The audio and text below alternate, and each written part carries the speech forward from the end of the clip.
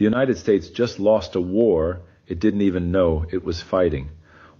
So I did duet that video earlier. I've taken that video down for the duet because a couple people in my comment section have concerns that it's a deep fake AI.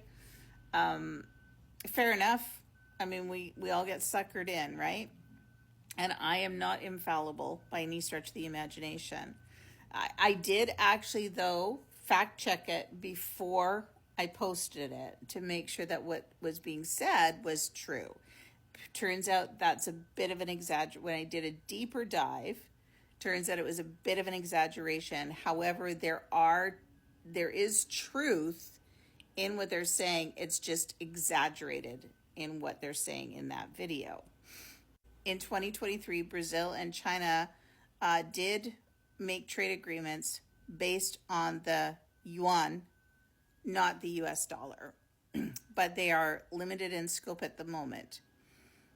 BRICS absolutely is being explored, and pilot programs are happening, and there's talk of a new BRICS currency called a unit that is getting closer and closer to being issued with BRICS nations.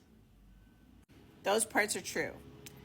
The executive order thing can't be confirmed at this moment, but I do have some Brazilian and international sources for people if they want to go read more on it. So Agência Brasil is the public broadcaster. I probably mispronounced that horribly. I'm sorry.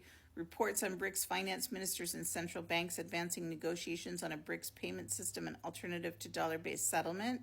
You can go read about that here. There's Carta Capital, which is Brazilian, in-depth Brazilian analysis on BRICS payment system, picks as inspiration, and de-dollarization strategy. It's an editorial, but it's very well sourced. Then we got Brazil de Fato, covers BRICS discussions on alternative payment systems and reducing dependence on SWIFT and the US dollar from a global South perspective. BRICS Brazil, official Brazilian BRICS portal, official summaries of BRICS meetings, finance discussions, and cooperation frameworks.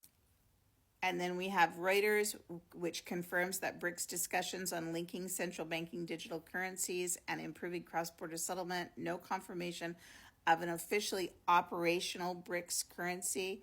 Bloomberg in 2023 reported Brazil-China trade arrangements, like I said before I started giving you sources. We have the Financial Times did coverage of a de-dollarization trend, BRICS coordination, and limits of current alternatives to SWIFT.